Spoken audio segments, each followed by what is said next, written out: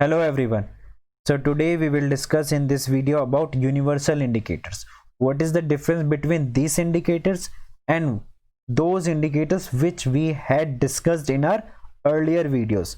The main difference in between that universal indicators detect the power of hydrogen in the solutions, whereas synthetic indicators, olfactory indicators and natural indicators are indicated only the substance is acidic or basic.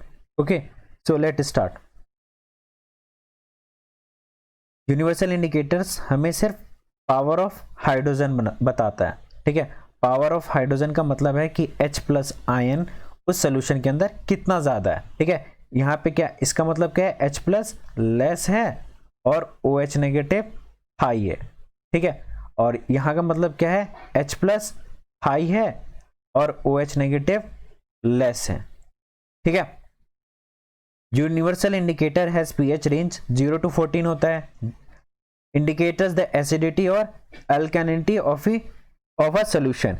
क्या indicate करता है, किसी भी substance को acidity show करता है और अल्कैलिनिटी show करता है. और 7 क्या है, एक न्यूट्रल पॉइंट है.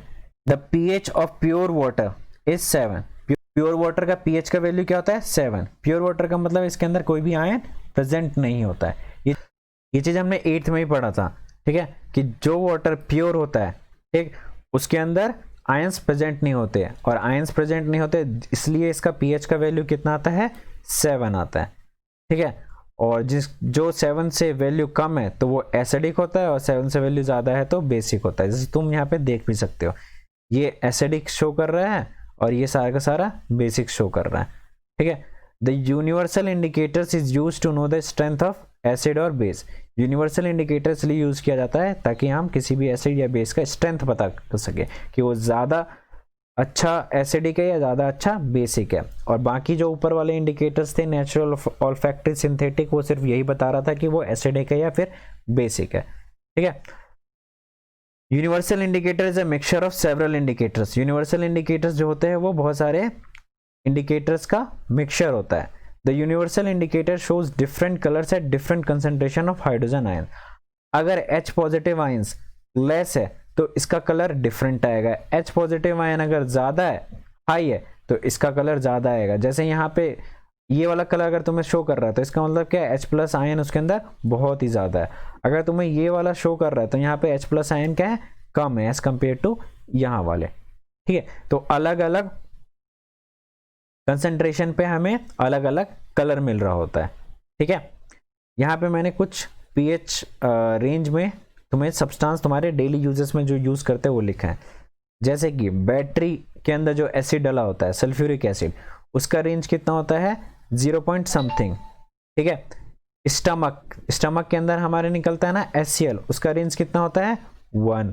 ठीक है, लेमन जूस का कितना होता है, 2 पॉइंट समथिंग. ठीक है, कार्बोनेटेड बिवरेज उसका क्या होता है, 2 और 3 के बीच में होता है.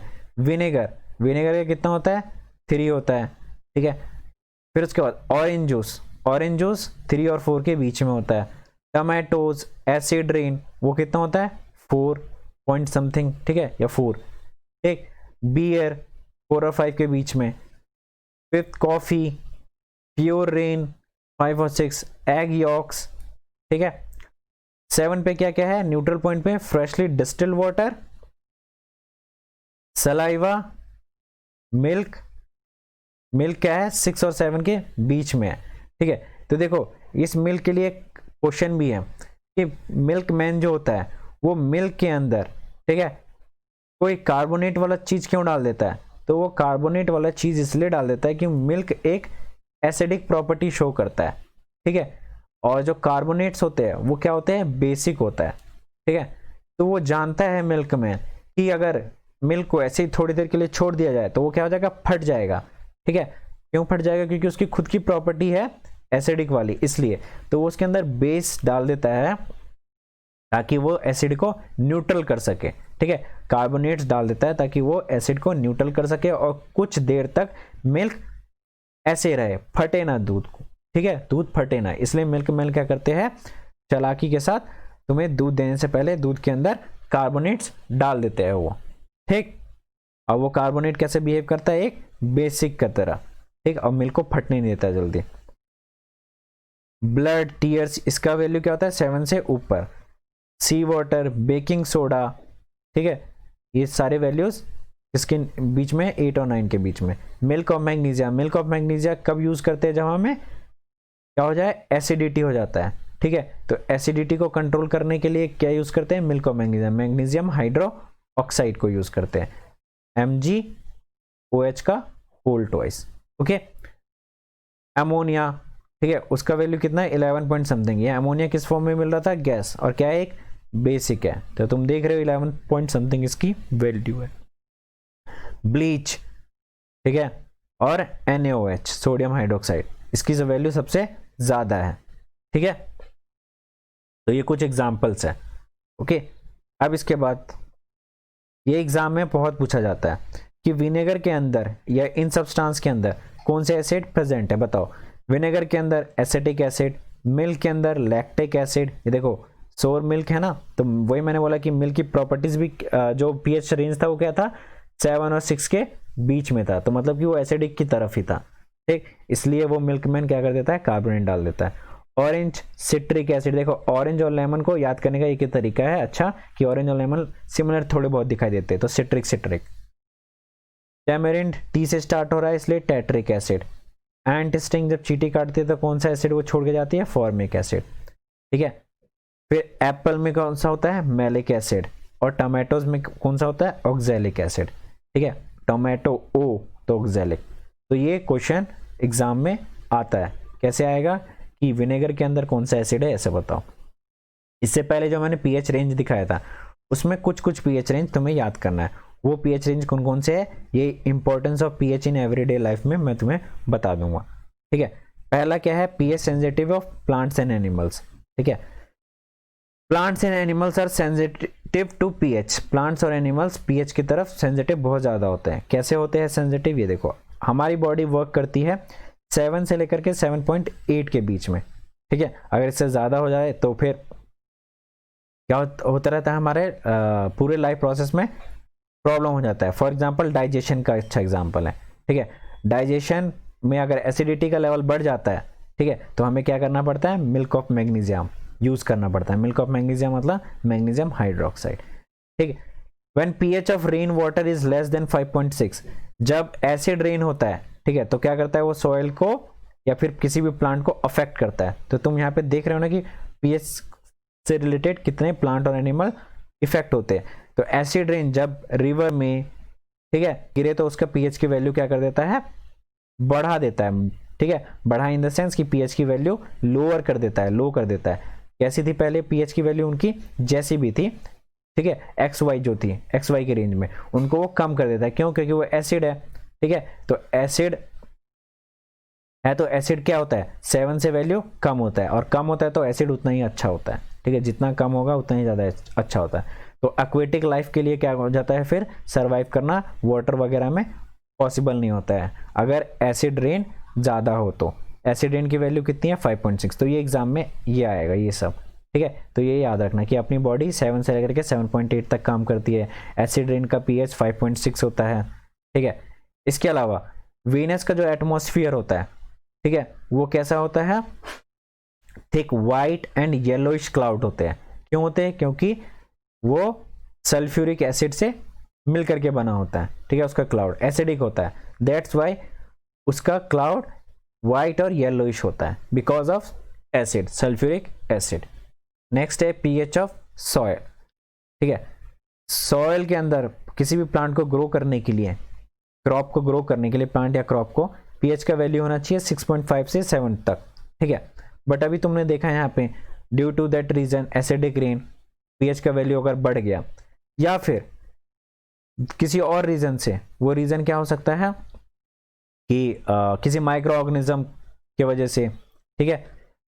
If the soil is acidic, अगर सॉइल एसिड हो जाए, ठीक है, एंड इम्प्रॉपर फॉर कल्टीवेशन, और प्लांट्स को ग्रो करने में हेल्प ना करे, then to increase the basicity, तब हमें सॉइल के अंदर बेसिसिटी इंक्रीज करना पड़ता है। तो फार्मर क्या करता है, क्विक लाइम या स्लेक लाइम या फिर चौक को, ठीक है, ट्रीट करता है किसके साथ, सॉइल के साथ। क्यों करता है, क्योंकि सॉइल क्या हो जाता है, एसिडिक हो जाता है। इस एसिडिक को कंट्रोल करने के लिए फार्मर क्या करते हैं, उसके अंदर क्विक लाइम, स्लेक लाइम या फिर चौक ऐड करते हैं ताकि उसके पीएच के वैल्यू को मेंटेन कर सके। क्यों, क्योंकि क्रॉप को कितना पीएच चाहिए, 6.5 to 7 तक, ठीक है। इसके बाद पीएच इन डाइजेस्टिव सिस्टम, देखो स्टमक के अंदर अपना पीएच का वैल्यू कितना होता है, 1.5 से 4, ठीक है। बट जब खाना डाइजेस्ट हो रहा होता है और HCl हमारे बॉडी के अंदर ज़्यादा निकल जाता है, ठीक है, तो उस समय क्या होता है कि इरिटेशंस और पेन होना स्टार्ट हो जाता है, ठीक है। और इस इरिटेशन और पेन से हमें छुटकारा लेने के लिए हमें क्या यूज़ करना पड़ता है, बेस। और वो बेस क्या होता है, एंटासिड्स, ठीक है। और उस एंटासिड्स का नाम क्या होता है, मैग्नीशियम हाइड्रोक्साइड, जिसे हम क्या बोलते हैं, मिल्क ऑफ मैग्नीशिया। ये क्या करता है, एसिड को न्यूट्रलाइज करता है। जो एक्सेस अमाउंट में एसिड हमारे स्टमक में है HCl, उसको न्यूट्रलाइज करता है, क्योंकि हमारे स्टमक का पीएच कितना होना चाहिए, 1.5 to 4 के बीच में होना चाहिए, ठीक है। पीएच इन टूथ डीके, अब जो हमारे दांत है उसमें पीएच का क्या रोल है, देखो tooth decay starts when a pH of the mouth is lower than 5.5। जब भी 5.5 से वैल्यू कम हो जाए तो हमारा दांत सड़ना स्टार्ट हो जाता है। Tooth enamels made up of calcium hydroxyapatite, जो टूथ इनेमल है, ठीक है, वो किससे मिलकर के बना है, कैल्शियम हाइड्रो ऑक्सी एपेटाइट या फिर crystalline form of calcium phosphate. ये भी लिख सकते हो तुम कि हमारा टूथ इनेमल किससे मिलकर बना है, कैल्शियम फॉस्फेट से। This is the hardest substance in the body and it does not dissolve in water, ये पानी के अंदर डिजोल्व इजिली नहीं हो पाता है। बट इस पे कोरोजन लगता है, करोड अभी पढ़ा था ना ऊपर, वीक एसिड, स्ट्रॉन्ग एसिड या फिर डाइल्यूटेड और कंसंट्रेटेड में कोरोजन, कंसंट्रेटेड वाला और स्ट्रॉन्ग वाला, तो कोरोजन का मतलब यही है, डिट्रियोरेशन ऑफ दिस सब्सटेंस। जब ये एसिड और बेस किसी सब्सटेंस के साथ रिएक्ट करना स्टार्ट करते हैं तो उसको करोड कर देते हैं, मतलब होल बना देते हैं, ठीक है। और तुम्हारे पीएच के वैल्यू को क्या कर देता है, टूथ के 5.5 से भी बिलो कर देता है, जिसके वजह से बैक्टीरिया स्टार्ट हो जाता है वहां पे प्रोड्यूस होना, वो डिग्रेडेशन कर देता है शुगर का और खाने का, और कुछ पार्टिकल्स, जो पार्टिकल तुम्हारे दांत पे रह जाते हैं, ठीक है, खाने के बाद, और डिग्रेडेशन करने की वजह से तुम्हारा टूथ डिके हो जाता है, मतलब खराब हो जाता है। और इसका बेस्ट वे क्या है प्रिवेंट करने का, टूथपेस्ट। टूथपेस्ट क्या कंटेन करता है, बेस कंटेन करता है। ये बेसिक जब तुम्हारे टूथ डीके के साथ ये बेसिक जब तुम्हारे टीथ के साथ रिएक्ट करता है तो टीथ पे पहले से ही प्रेजेंट है एसिड, उसको न्यूट्रलाइज कर देता है, और न्यूट्रलाइज करने के साथ ही तुम्हारे टूथ डीके से प्रिवेंट करता है टूथपेस्ट, ठीक है। इसके बाद है pH of self defence. Self defence में पीएच क्या रोल करता है वो देखो। Acid substance are used by animals and plants as a self defence mechanism. Animals या फिर प्लांट एसिड सब्सटेंस को यूज करते हैं अपने सेल्फ डिफेंस के लिए। कौन कौन करता है, बी करता है या निटल करते हैं। निटल is the plant and B is the animal, ठीक है। करते क्या है ये सेल्फ डिफेंस में, देखो बी कभी भी किसी को स्टिंग कर ले, ठीक है, तो वो एसिड छोड़ता है काटने के बाद, और जिसकी वजह से पेन होता है, इरिटेशन होता है, इवन स्वेल हो जाता है वहां पर, ठीक है। उससे छुटकारा पाने के लिए हमें क्या करना पड़ता है, बेकिंग सोडा लगा लो, ठीक है। और बेकिंग सोडा लगाने से हमें क्या हो जाता है, वहां पे रिलीफ मिलना स्टार्ट हो जाता है। उसी तरीके से अगर निटल के लीव्स को अगर छूते हैं तो वो क्या प्रोड्यूस करती है, मिथेनोइक एसिड, ठीक है। याद रखना कि कौन सा क्या प्रोड्यूस करता है, ठीक। तो मिथेनोइक एसिड प्रोड्यूस करने की वजह से क्या इरिटेशन स्टार्ट हो जाता है। इरिटेशन होगा तो हमें क्या लगाना चाहिए वहां पे, पेन रिलीफ के लिए बेकिंग सोडा। अब देखो यहाँ पे एक अगर मैं कॉमन बात बोलता हूँ जो घरों में होता है कि कभी भी बी स्टिंग काट लेती है, तो तुम्हारे घर में मम्मी बोलती होगी की मतलब चाबी, ठीक है, चाबी को रगड़ लो या फिर किसी आयरन में जाकर के अपना हाथ रगड़ लो। ऐसा बोला क्यों जाता है, देखो, या किसी आयरन या किसी मेटल ऑब्जेक्ट में, तो हमें पता है मेटल बाहर रहता है तो मेटेलिक ऑक्साइड होता है, ठीक है। ये मेटेलिक ऑक्साइड कैसा बिहेव करता है, एक बेसिक की तरह, और बी स्टिंग या फिर नेटल ने जब हमें टच करने पे, ठीक है, जो एसिड हमें रिलीज करा है, वो एसिड को रिलीज न्यूट्रलाइज कौन कराएगा? यही हमारे घर के नुस्खे वाला काम, ठीक है। की क्या हुआ है? मेटेलिक ऑक्साइड एक बेसिक की तरह बिहेव कर रहा है, और ये बेसिक जब एसिड के साथ रिएक्ट करेगा तो वहां पे हमें क्या मिलेगा? रिलीफ, ठीक है। तो अब से जो मम्मी बोले कि जैसे ही बी ने काटा तुम्हें और मम्मी ने बोला जा की रगड़ ले, या फिर किसी आयरन को जाकर के टच कर दे, वहां पे रगड़ ले, तो मम्मी को बताना मम्मी वहां पे ऐसा कुछ जादू वादू नहीं होता है, वहां पे एक साइंस का प्रिंसिपल अप्लाई होता है। वो प्रिंसिपल क्या है कि मेटल ऑक्साइड एक बेसिक की तरह बिहेव करता है, उस बेसिक को जैसे ही हम एसिड के ऊपर अप्लाई करते हैं, अब एसिड कहाँ से आया? इन बी स्टिंग ने और नेटल लीव्स ने हमें दिया है, उसके साथ रिएक्ट करने के बाद उसको न्यूट्रलाइज कर देता है और रिलीव करता है। अगर तुम्हें ये की वगैरह नहीं लगाना है, घर के नुस्खे वाला काम नहीं करना है, अगर तुमने देखा भी नहीं है, तो ऐसे केस में क्या करना चाहिए? तुम्हें कोई बेस अप्लाई करना चाहिए। वो बेस क्या है? बेकिंग सोडा या टूथपेस्ट वगैरह भी लगा सकते हो तुम, ठीक है। Ramayo Mentoring Make a Difference. Subscribe us on YouTube and get free doubt clearing session or notes.